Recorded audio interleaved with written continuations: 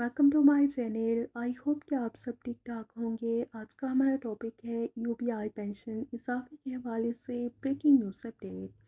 Topic की जाने पढ़ने से पहले आपसे रिक्वेस्ट करते हैं कि अगर आप चैनल पर नए हैं तो चैनल को सब्सक्राइब कर लें। तो बढ़ते हैं आज के टॉपिक की जानिब। यूपीआई पेंशन के हवाले से अहम तरीन न्यूज़ अपडेट आपके साथ शेयर करते हैं।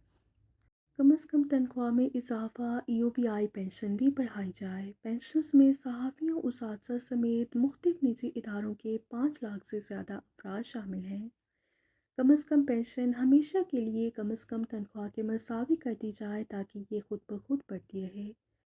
हुकूमत ने मजदूर की उजरत को बढ़ाकर 32,000 रुपये तो कर दिया, लेकिन यूपीआई के बुजुर्ग पेंशनर्स को नज़रअंदाज किया है, जो कि एक काबिल अफसोस अमर है।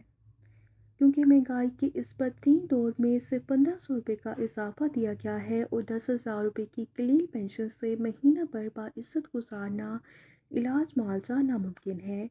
यूपीआई पेंशन बढ़ाई जाए और एक फार्मूले के तहत कम से कम पेंशन को कम से कम तनख्वाह से हमेशा के लिए मसावी कर दिया जाए, ताकि जैसे जैसे कम से कम तनख्वाह में इजाफा हो, कम से कम यूपीआई की पेंशन भी खुद ब खुद बढ़ती रहे।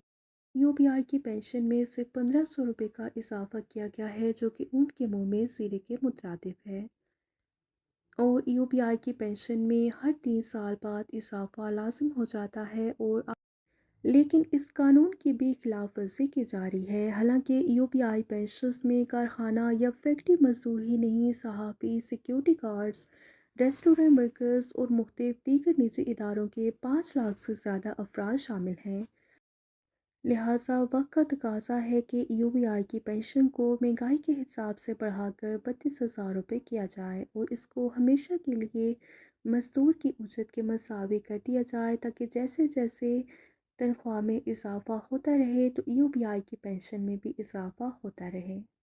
वीडियो को लाइक और ज़्यादा से ज़्यादा शेयर करें। मिलते हैं नेक्स्ट वीडियो में, तब तक के लिए टेक केयर, अल्लाह हाफिज़।